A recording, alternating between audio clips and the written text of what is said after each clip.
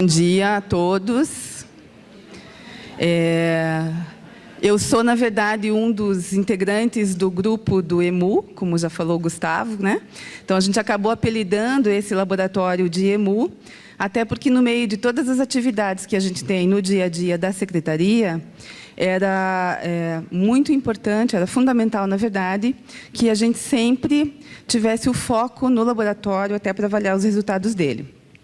Então, eu vou contextualizar rapidamente o laboratório para vocês, até porque várias falas nossas vão acontecer aqui nesse seminário, e daí vocês entendendo que são experiências que vêm acontecendo aí ao longo desses 2 últimos anos.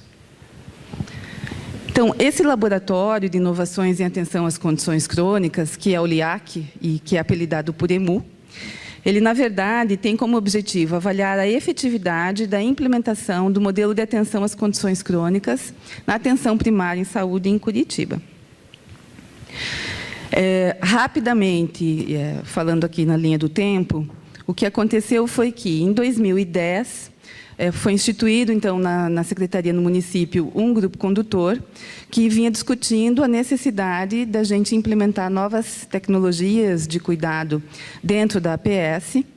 E aí, com a consultoria do Dr. Eugênio Vilaça, mais uma vez, que já tem feito várias consultorias para nós aqui no município, esse grupo definiu como 3 condições aquelas em que a gente faria esse laboratório. Normalmente, em Curitiba, a gente não costuma fazer mudanças em projetos piloto. Normalmente, a gente costuma aplicar isso em todas as unidades de saúde. Mas, considerando a complexidade daquilo que a gente pretendia, o grupo entendeu, após várias discussões e várias reuniões, inclusive com o Dr. Eugênio, que era importante a gente implementar essas mudanças num estudo piloto e comparar essas unidades que passariam por essa intervenção com outras unidades com uma realidade semelhante, mas que continuavam o atendimento como sempre faziam dentro da instituição. E, por isso, a gente definiu essas 3 condições. Hipertensão e diabetes, porque elas já vinham bem estruturadas no município, e depressão, porque era muito importante ousar, uma vez que a gente não percebia isso na realidade da atenção primária aqui no Brasil e, em princípio, acredito que no mundo também. Apesar desse paciente estar permanentemente dentro do serviço de saúde. E, inclusive, nas diretrizes clínicas, a gente já colocava a importância da triagem para a depressão na hipertensão e no diabetes, até porque a gente sabe que esse grupo é um grupo que tem um risco aumentado para a depressão.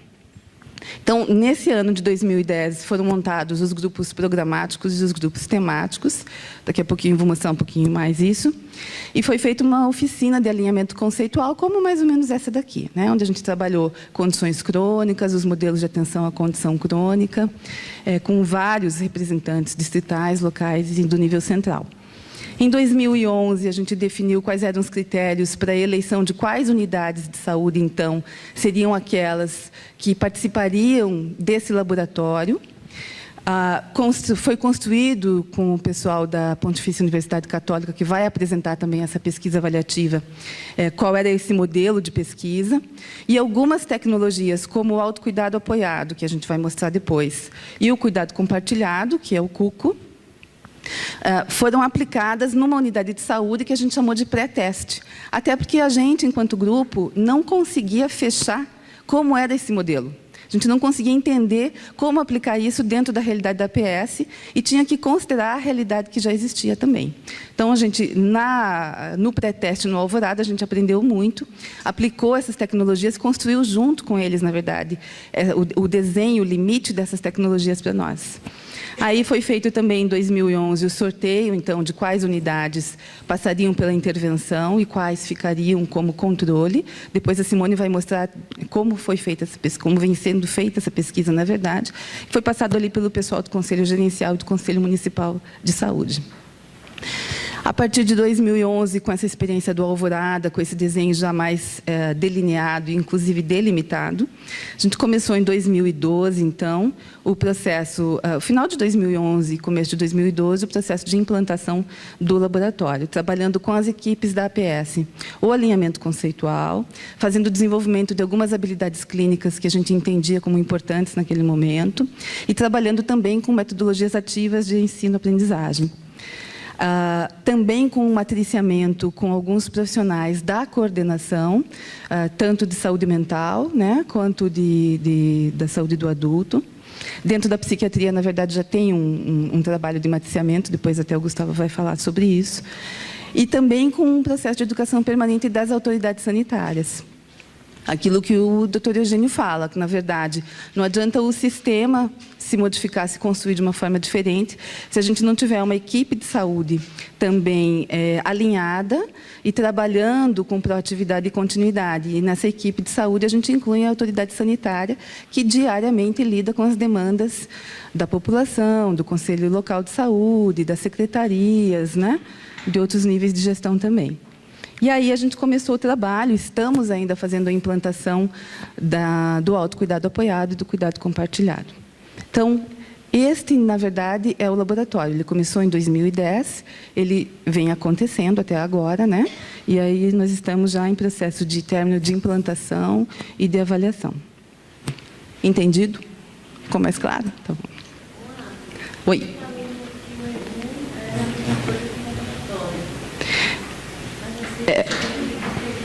Nós apelidamos o laboratório de EMU. Tanto que, quando a gente vai para a reunião reunião do EMU, pessoal. Porque todo mundo, o tempo todo, com agenda, com telefone, com computador, com demanda daqui, dali, da colar. Aí, o dia da reunião, não. O dia da reunião, fecha tudo, vem para a reunião. O nosso EMU é o laboratório de todas as coordenações dentro do Centro de Informação em Saúde, envolvidas, né, com a implantação do laboratório. Na verdade, é o foco, né? A gente não pode perder o foco no meio de todas as outras coisas que a gente tem que fazer. Porque acho que todo mundo aqui vive isso o tempo todo. A gente tem um foco que começa a ficar desfocado à medida em que o tempo passa e que todas as demandas chegam para a gente no dia a dia. A unidade de saúde é sistêmico. Na unidade de saúde é assim, na gestão é assim também. Se a gente não determina e prioriza esse foco, por isso o apelido do EMU, a nossa caça ao EMU. No começo a gente brincava, a gente não sabia se a gente estava caçando o EMU, era o EMU que estava correndo atrás da gente. Né? Porque, com certeza, as condições crônicas estão aí, os resultados estão aí. E aí, agora, a gente brinca que a gente já está, pelo menos, reconhecendo as pegadas e está na trilha. Não sabemos se a gente vai conseguir chegar lá. Bom, dentro do laboratório existiam grupos trabalhando, então, os grupos temáticos, trabalhando a educação permanente, o suporte à decisão clínica, a atenção primária, os pontos secundários de atenção, as tecnologias de mudança de comportamento, que eram transversais a todos esses grupos, o atendimento face a face e em grupo, que depois a gente apelidou de cuidado compartilhado e CUCO, e o autocuidado apoiado. Então, eram grupos com representantes de todos os níveis da secretaria, que se reuniam periodicamente, discutiam os textos que existiam, né, e tentavam montar já alguns desenhos do que seria, de como seria isso dentro da atenção primária no laboratório. Enquanto isso, o grupo hipertensão e diabetes trabalhava, que era o grupo da coordenação do adulto e do idoso, e o grupo da depressão, que era o grupo ali da saúde mental, tentando trabalhar, na verdade, aquilo que já existia na rede e quais as adequações eram necessárias. Aqui eu emprestei um pedaço da pirâmide aqui que o Eugênio vai trabalhar depois com vocês, do MAC, né? Do modelo de atenção às condições crônicas proposto por ele. Então, eu iniciei ali a partir do nível 3, 4 e 5, que é onde já chega a questão da gestão das condições de saúde, hipertensão, diabetes e depressão. Bom, então, na verdade, a gente já trabalha em rede, o município já trabalha em rede, e alguns elementos do MAC nós já tínhamos implantado. a unidade de saúde como ordenadora do cuidado, trabalhando com território, vigilância à saúde, a autoridade sanitária local como uma pessoa, um profissional de carreira, conhecendo a realidade também da unidade e da secretaria, com a integração dos pontos de atenção, então tem várias redes já estruturadas, já trabalhando também a gestão das condições de saúde, como a questão da hipertensão, do diabetes e de saúde mental, tanto que aqui a gente mostra que protocolos, diretrizes clínicas que já existem há muito tempo na secretaria. Esse aqui da hipertensão que foi revisto agora de 2004. O primeiro da saúde mental era de 99 e do Mãe Curitibana também de 99, 2000, sendo atualizado permanentemente. Já tínhamos um sistema prontuário eletrônico e tínhamos também os NAPs, que é como nós denominamos o NASF aqui no município, porque como a gente não é 100% estratégia de saúde da família, os núcleos de apoio à atenção primária em saúde, aqui em Curitiba, eles apoiam todas as unidades de saúde, independente de serem ou não estratégia de saúde da família. Então, por isso que a gente apelidou de NAPs. E aí também, nessa época, em 2009, 2010, vinha a discussão e a implantação da classificação de risco para as condições agudas, na organização da rede de atenção à saúde para as condições agudas, que trouxe dos grupos, das equipes de saúde, uma discussão muito importante em torno das condições crônicas. Então, era um ambiente extremamente favorável, porque no processo de discussão da condição aguda, vinha das equipes de saúde a importância de se organizar a atenção primária para a demanda espontânea, através da classificação de risco, mas também para a condição crônica, através da demanda programada e proativa. Então, eles colocavam isso, que era fundamental essa mudança. Nós temos um processo aqui de contrato de gestão, que vocês vão ter oportunidade de conhecer na fala da Nilza, mas que, desde 2003, 2004, a gente já trabalha com indicadores construídos a partir dos programas e presentes também nas diretrizes clínicas. E aqui, só mostrando que as concentrações de consultas médicas, de enfermeira, atendimento de enfermagem, já era baseado na estratificação de risco que nós fazíamos. Então, esse não era um desafio para nós. E isso facilitava, de uma certa forma, a implantação do modelo de atenção à condição crônica. E isso, até a gente visitou as unidades de saúde, o próprio doutor Eugênio teve a oportunidade de conversar bastante com as equipes, e todas as equipes falavam, mas aqui a gente já estratifica o risco dos pacientes também. Bem, na verdade, hoje, a gente tem um número aí de 121 mil pessoas cadastradas, inscritas no programa de hipertensão no município. E temos mais de 50 mil pessoas cadastradas no programa de diabetes. Então, com uma cobertura, considerando o município como um todo de Curitiba, com 70% uso exclusivo do Sistema Único de Saúde pelas pessoas, se a gente considerar 70% dessa população, a gente vê que a nossa cobertura ela é grande. 84% dos hipertensos, de acordo com a prevalência aqui, né, do IBGE, de 22% acima de 30 anos.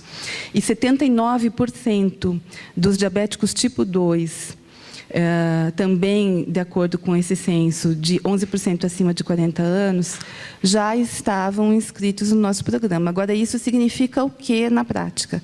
Significa que, dentro das nossas 109 unidades básicas de saúde, a gente tem uma população de 1.100 usuários com hipertensão e, mais ou menos, 400 usuários com diabetes, alguns com as duas situações. Ou seja, é um volume grande de pessoas para o atendimento dessas unidades de saúde. E aí, a estratificação de risco era fundamental, até porque, como o próprio professor Eugênio fala, a gente tem que proteger as pessoas da heterogenia e garantir acesso àqueles que precisam de uma concentração maior de cuidado profissional. Então, as diretrizes, elas vêm estratificando o risco, e a gente tem uma discussão muito grande em torno dessa estratificação. Qual a melhor? Qual utilizar? A partir do momento, então, que eu rastreio o risco de uma pessoa numa visita à unidade, ou então numa visita domiciliar, e ela vindo para a unidade de saúde, eu faço toda uma avaliação médica, e a partir dessa avaliação médica e também da equipe multiprofissional, eu entro no diagnóstico do diabetes, por exemplo. Com esses critérios, nós estabelecemos agora em 2010, 2011, a estratificação do risco para o diabetes, que foi uma discussão grande, até o Ailton também validou a diretriz para a gente, né? E assim, como é que a gente classificava antigamente, né? Diabetes tipo 1, diabetes tipo 2 em uso de insulina ou sem uso de insulina, como era orientado pelo próprio Ministério. Primeira questão, a insulinização no nosso país é baixa. Apesar de a gente ter uma insulinização alta, mais de 25% dos nossos pacientes são insulinizados, em princípio, a insulinização ela depende de uma prescrição, de uma conduta clínica. E nem sempre o profissional médico prescreve insulina quando há necessidade. Existe uma resistência por parte da comunidade, mas também existe uma resistência por parte do profissional de saúde. E aí eu incorro num erro muito grande, porque aquele paciente com uma glicemia alta, cronicamente elevada, que não foi insulinizado, ele vai ser considerado baixo risco ou médio risco. Na verdade, ele é altíssimo risco. Então, a partir dessa discussão, entendendo também que, mesmo insulinizado e mesmo com um diabetes de longo tempo, com maior risco de complicação, se essa pessoa está na meta da atenção, ela está melhor do que alguém que tenha menos tempo de doença, mas esteja fora das metas da atenção à saúde, a gente acabou, num consenso dentro da coordenação, determinando a classificação de risco de diabetes dessa maneira. Então, em primeiro, a gente colocou como baixo risco as pessoas que têm risco para diabetes.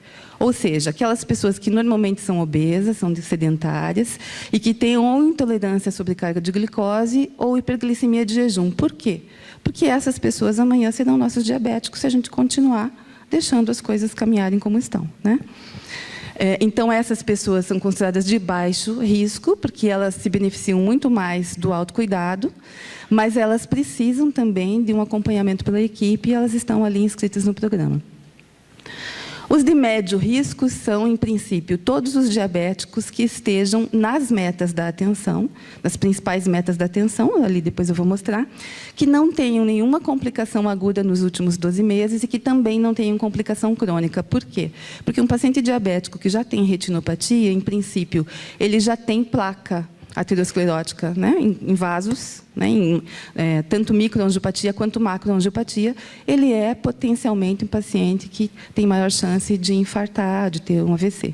Então, esse paciente, na verdade, ele tendo qualquer complicação crônica já é alto risco, como a maior parte deles são.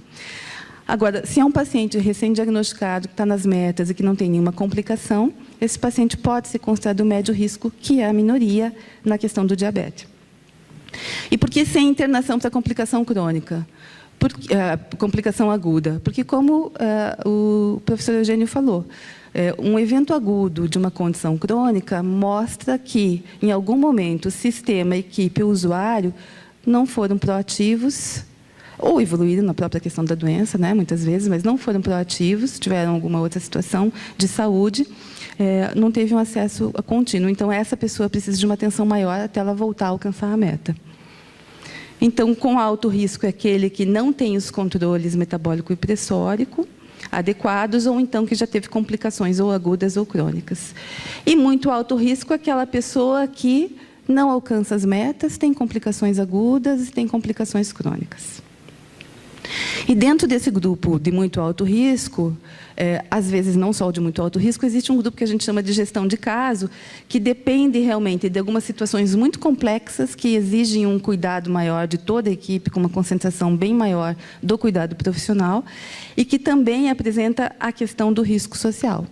Então, uma pessoa que tem diabetes, mas mora sozinha, numa instituição de longa permanência, tem baixo grau de autonomia, não tem capacidade para o autocuidado, ou tem uma dependência muito grande, ou não tem rede de apoio familiar e social, é uma pessoa considerada gestão de caso.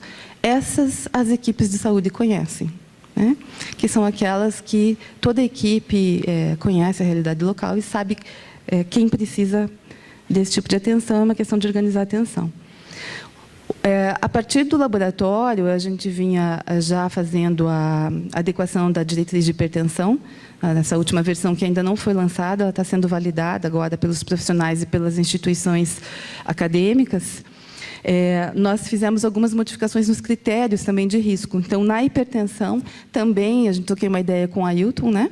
A gente está usando o Framingham, e usando o Framingham baseado aqui principalmente no risco de desenvolver doença cardiovascular global nos últimos 10 anos, porque se a gente olhar vários cadernos de atenção básica, a gente percebe que cada um usa um tipo de classificação. Existem inúmeras classificações de Framingham. Framingham não é uma classificação só, tem inúmeras. Então, a gente vai no caderno de atenção básica do idoso, usa uma. Daí, da classificação de risco, usa outra. Do diabetes e hipertensão, usa outra. Então, a gente quis deixar bem claro para os nossos profissionais qual a gente ia usar para evitar confusão, inclusive, porque senão os riscos não batem. E aí, determinando aqui a presença ou não de lesão de órgão-alvo e condições clínicas associadas, porque é óbvio, né? A pessoa já infartou, então é uma pessoa que não precisa nem fazer Framingham. Eu não tenho que prever o risco em 10 anos de infartar, ela já infartou, né? Então, ela é muito alto risco, até porque o risco de reinfarto é grande. E na questão de gestão do caso da hipertensão também, lembrando que aqueles pacientes muito complexos, com baixo grau de autonomia, com muita dificuldade de manejo, eles também precisam de gestão de caso, ou aqueles que têm comorbidades severas associadas, quadros agudos arteriais também a menos de 12 meses, pelo risco de, novamente, fazer um novo quadro. Então, as metas aqui do diabetes são principalmente hemoglobina, pressão arterial e LDL, só que para alcançar essas metas a gente precisa trabalhar estilo de vida, autocuidado, educação e saúde.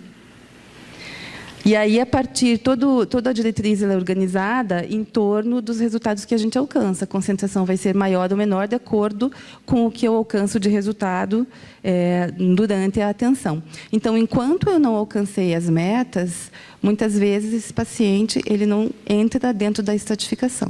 Eu vou atrás dessas metas, né? Lembrando que alcançar as 3 metas da atenção no diabetes é bastante complexo. Chegar no LDL menor de 100, chegar na pressão arterial menor de 130/80 e hemoglobina glicada menor de 7, não é fácil. Mas, se a gente busca essas 3 metas, lembrando que diabetes também é uma doença vascular, principalmente, né?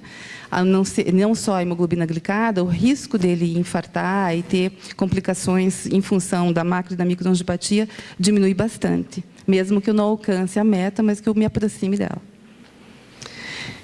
E aí, lembrando que, para a questão do autocuidado, que a gente vai discutir depois, então, basicamente, eu alcanço as metas a partir da mudança do estilo de vida e fortemente ligado aqui à questão da nutrição, da atividade física, com uma maior concentração do autocuidado apoiado para aquelas pessoas de menor risco ou manejo menos complexo e com maior concentração de cuidado profissional, quanto maior a complexidade do caso e quanto maior o risco também. Também lembrando que o Gustavo vai falar da questão da estratificação da depressão, que anualmente a gente tem que fazer o rastreamento de saúde mental, lembrando que o diabético tem boca, né, e risco para complicações bucais, e a questão do planejamento familiar, que é uma meta importantíssima da gente aqui, porque grande parte da mortalidade materna está associada a pessoas com comorbidades associadas. E aí as pessoas esquecem de encaminhar aquela mulher em idade fértil, que é diabética, para o planejamento familiar. Então, o estudo está descrito como meta da atenção também. A partir da estratificação de risco, além dele determinar o manejo clínico, como o Eugênio comentou, então, na hipertensão isso é muito claro, todas as diretrizes já trazem que os pacientes classificados como nos estratos de maior risco, mesmo que com níveis de pressão arterial menores, eles precisam, na verdade, de introdução mais precoce, mais agressiva de medicação, né? Hoje já se discute, inclusive, níveis menores de pressão arterial para alguns grupos, como o diabético, por exemplo, né? Ele também determina a periodicidade das avaliações. Então, a concentração ela vai ser muito maior nos pacientes de muito alto risco. O cirurgião dentista aqui, em princípio, é anual. Agora, a partir da avaliação da saúde bucal, é que se determina também a concentração das avaliações dentro da saúde bucal. E aqui, à medida em que eu tenho, então, uma menor concentração, eu tenho, daí, mais atividades focadas no autocuidado, que a gente vai mostrar depois para vocês. Outra questão importantíssima na questão do diabetes é a questão dos pés, que também vai determinar o risco, porque muitas vezes são pacientes que já mostram complicações crônicas, né? E daí, a partir do momento que eu encontro um pé de risco, eu tenho uma concentração maior também de consultas. Rapidamente, né, contar um pouquinho da história da estratificação, as questões voltadas à estratificação. Eu falava sempre para o Eugênio, quando ele vinha aqui, que eu não encontrei nenhuma estratificação de risco para diabético, e era uma discussão com a Sociedade de Medicina de Família e com os endocrinologistas, os endócrinos falando que todos eles são alto risco, e muito alto risco, e os médicos de família falando, mas espera lá, um cara de 40 anos que acabou de descobrir que é diabetes, ele vai ser considerado de muito alto risco, ou um coronariopata em potencial, né? Então, essas discussões aconteceram muitas e muitas vezes, até a gente conseguir chegar a um consenso de entender a questão do risco no diabético, nesta proposta nossa, né, baseada nas metas da atenção, porque se a gente não alcançou as metas, é porque a gente tem que ter uma proatividade maior, uma concentração maior de cuidado até aquele paciente alcançar as metas. Alguns vão alcançar.